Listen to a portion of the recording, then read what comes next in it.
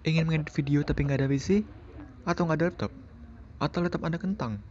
Dengan prosesor jadul dan RAM 2 GB. Jangankan buka Adobe Premiere, After Effects, Filmora, atau Windows Movie Maker. Buka Word aja panas. Hade, samalah.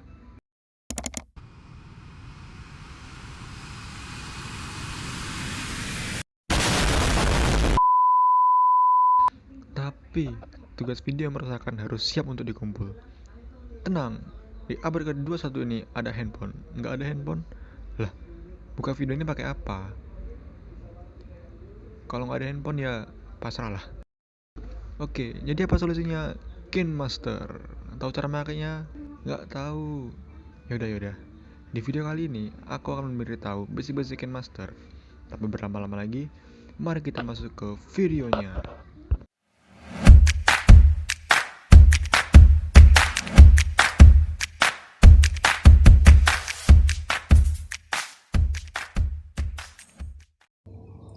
Oke, jadi di sini saya akan menunjukkan tentang bagaimana dasar-dasarnya dari KineMaster. Jadi, pada saat kalian membuka KineMaster, kalian akan dihadapkan oleh menu seperti ini. Jika kalian sudah memiliki project sebelumnya yang sudah pernah kalian edit, maka project tersebut akan berada di bagian kanan. Kemudian, jika ingin membuat project baru, kita memencet tanda tambahnya itu. Jadi kita bisa tambah. Dan di sini ada 3 pilihan yang berupa 16:9, 9:16, dan 1:1. 16:9 itu bisa digunakan untuk video-video landscape atau video-video yang kameranya horizontal. Kemudian untuk yang 9:16 itu biasanya untuk yang 9:16 biasanya digunakan untuk video yang tegak. Kemudian 1:1 dapat biasanya kita temukan di Instagram. Seperti itu. Jadi sekarang aku akan mencoba yang 16:9. Nah, setelah mencetnya, kalian akan dihadapkan dengan menu yang seperti ini. Di sini terlihat kalau ada folder-folder, tempat-tempat video-video ataupun gambar-gambar yang mungkin akan kita masukkan ke dalam video yang mau kita edit. Jadi, untuk cara memasukkannya sangat mudah. Kita tinggal mencet saja foldernya dulu. Misalnya saya pilih yang ini, kemudian kita pencet videonya. Oh ya, BTW di sini saya menggunakan yang resolusi tinggi yaitu 4K. Tapi kalau kalian menggunakan video 720p atau seterusnya, maka itu akan lebih mudah karena nggak ada yang seperti ini. Jadi setelah mengimpортnya, kita pencet tombol centang. Nah, seperti inilah tampilannya. Bagaimana jika kita akan memasukkan gambar? Caranya sama-sama aja. Kita pergi ke menu media, kita pilih gambar yang akan kita masukkan, terus kita pencet. Ya, semudah itu. Oke, selanjutnya akan saya jelaskan tentang timeline. Jadi kurang lebih cara kerja KineMaster itu adalah dimanapun garis tersebut berada, garis yang tengah tersebut berada, maka akan ditampilkan di layar preview. Seperti contoh ini. Jika kita geser timelinenya, maka kita akan dapat melihat dan mengskip ke bagian-bagian tertentu untuk dilakukan tahap-tahap seterusnya. Ya, seperti itu. Kemudian dapat terlihat di bagian kanan itu terdapat 4 tombol kurang lebih, yaitu media, layer, voice, audio, 5, termasuk dengan yang tengah itu. Jadi, yang tombol tengah itu merupakan tombol kamera dan cam recorder. Jadi misalnya kalian ingin mengedit suatu video tapi merekamnya duluan, kalian bisa memencet tombol yang ini untuk gambar, dan ini untuk video. Oke, selanjutnya akan membahas bagian layer. Jadi layer ini merupakan lapisan. Jadi apa yang ingin kalian tampilkan di atas video yang telah kalian masukkan tadi, video atau gambar. Nah, di sini ada beberapa pilihan, yaitu media, efek, overlay, text, dan handwriting. Untuk media, ini kita bisa memasukkan gambar ataupun video lagi ke dalam projectnya. Perbedaannya dengan yang pada menu ini adalah, jika dalam menu media, maka dia akan ditambahkan pada layar yang paling bawah ataupun video utama yang akan kita edit. Kemudian untuk di bagian layar, ini akan di atasnya. Biar saya demonstrasikan dulu. Nah, di sini dapat kita lihat bahwa gambar tersebut berada di atas video tadi. Oke, saya hapus dulu.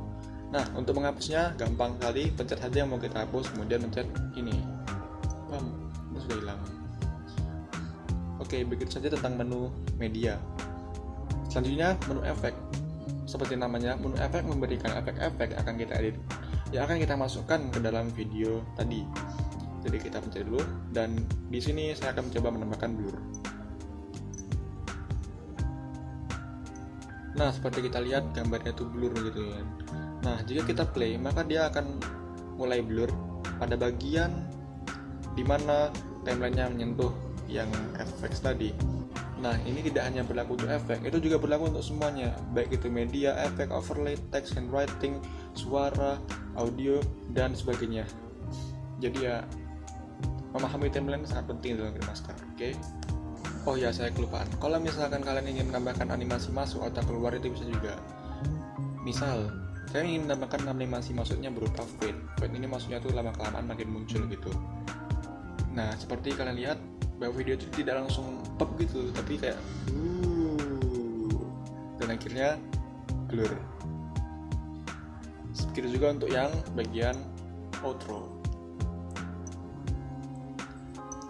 Selanjutnya bagian overlay.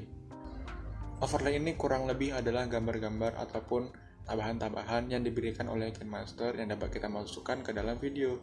Nah, di sini saya telah mendapat beberapa overlay. Misalnya kita menambahkan yang ini.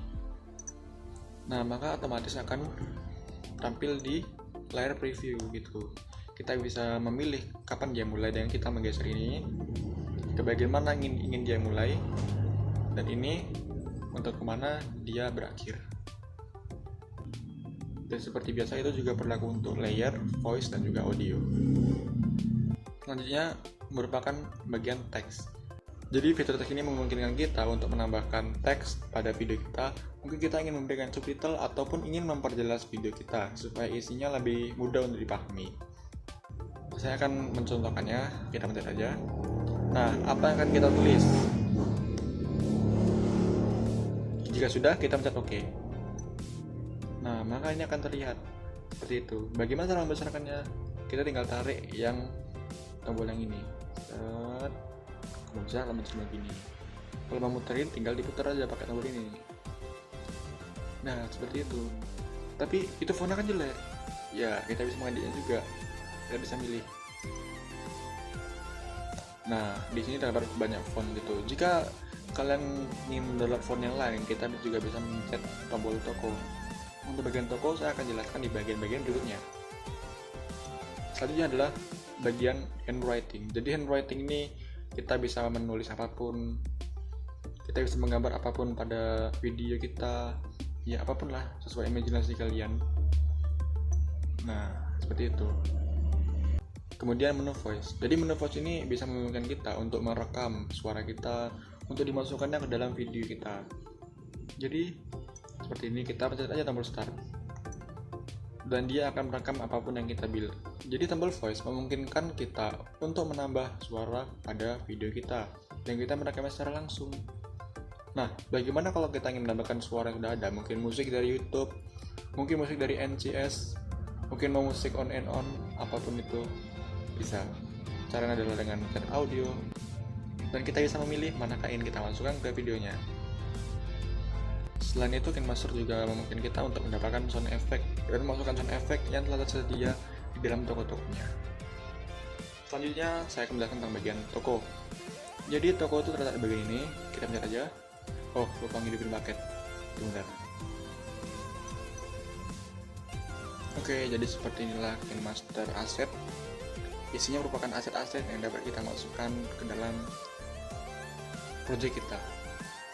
Kita bisa mendownload effects, kemudian transisi, overlay, audio, sound effect, klip grafik, dan lain sebagainya. Termasuk font, kalau misalkan kalian kurang puas dengan font bawaan tadi. Nah, pada saat kalian mengedit video, maka ada beberapa tombol yang akan sangat penting. Yang pertama yaitu cut. Cut akan muncul kalau misalnya kita memencet video ataupun layer ataupun audio ataupun apalah itu, dan dia akan memotong ke bagian yang ditandai oleh garis merah. Jadi kalau misalnya kita potong, maka dia akan terpotong. Nah, fungsi split ini juga terbagi menjadi beberapa. Yang pertama ya trim to left, maksudnya adalah kita memotong dari bagian yang ditandai ke arah kiri. Nah, begitu. Sedangkan kalau trim to right, kita memotong ke bagian kanan. Dan ada split at playhead, maksudnya kita memotong pas di garis merah yang ada di tengah. Yang terakhir adalah split and insert freeze frame, maksudnya adalah kita mengambil gambar yang terletak pada preview ini dan meletakkannya di tengah-tengah. Ini berguna jika kalian ingin memanjangkan suatu bagian di dalam suatu video. Astagfirullahaladzim. Ini berguna jika kalian ingin memanjangkan suatu bagian dari video tersebut. Selanjutnya bagian yang penting adalah saya menyebutnya zoom, pan and zoom. Jadi pan and zoom memungkinkan kita untuk memperbesar ataupun memperkecil video yang ada. Misal kita ingin video ini lebih besar, jadi kita pencet aja sama dengan, lalu kita perbesar. Seberapa kalian ingin sebesarnya, begitulah. Lalu pencet OK, maka videonya akan berjalan pada perbesaran yang kalian atur tadi. Nah, selain itu kalian juga bisa menggerakkannya seperti ini contohnya. Misalnya pertama kalian ingin di kiri, maka letakkan start position di bagian kiri. Kemudian hilangkan tanda sama dengan dan pilih di end position, baru pindahkan di bagian kanan. Nah, maka videonya akan bergerak ke kanan. Seperti itu. Selanjutnya yang tak kalah penting adalah pada bagian volume. Jadi volume tersebut memungkinkan kita untuk memperbesar atau memperkecil suara di video ataupun layer yang kita telah pilih ini. Nah, ini hanya sebatas yang kita tandai saja. Misal kita memiliki video lain. Nah, misal kita memiliki video lain seperti ini. Maka, jika kita mengatur audio di sini, bisa kita atur menjadi 66, maka video ini tidak akan terpengaruh tetap 100%. Selanjutnya, kita juga bisa menambahkan transisi antar video ataupun gambar yang ingin kita edit. Jadi kita pencet tambah dan kita pilih transisi yang ingin kita inginkan. Mungkin ini agak cringe bagi kalian. Ya, seperti inilah. Oke, jika kalian merasa sudah cocok, sudah paten lah dengan video-video kalian tuh. Jadi kalian bisa ekspor video tersebut menjadi file MP4, MP4. Jadi untuk mengekspornya kita pilih aja pada bagian paling kanan atas, pencet, dan kita akan menuju menu ekspor. Nah, di sini kita bisa pilih resolusinya, bisa Quad HD, Full HD, SD 480p. Jadi misal 720p, kemudian frame rate-nya kita bisa 30, 25, 424, 15, 12. Nah, kemudian ada bagian bitrate. Jadi semakin kecil bitrate maka akan semakin pecah videonya gitu. Lalu semakin tinggi akan semakin jernih. Kalau jika sudah pas, kalian tinggal mencet aja ekspor. Dan kalian tinggal menunggu video kalian selesai. Oke, begitu saja untuk tutorial kali ini.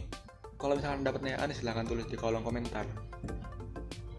Jangan lupa tinggalkan like, komen, dan subscribe. Jangan lupa pencet like, komen, dan subscribe untuk membantu channel ini supaya bisa berkembang ke depannya dan juga memberikan motivasi kepada saya yang udah nggak ada motivasinya nih.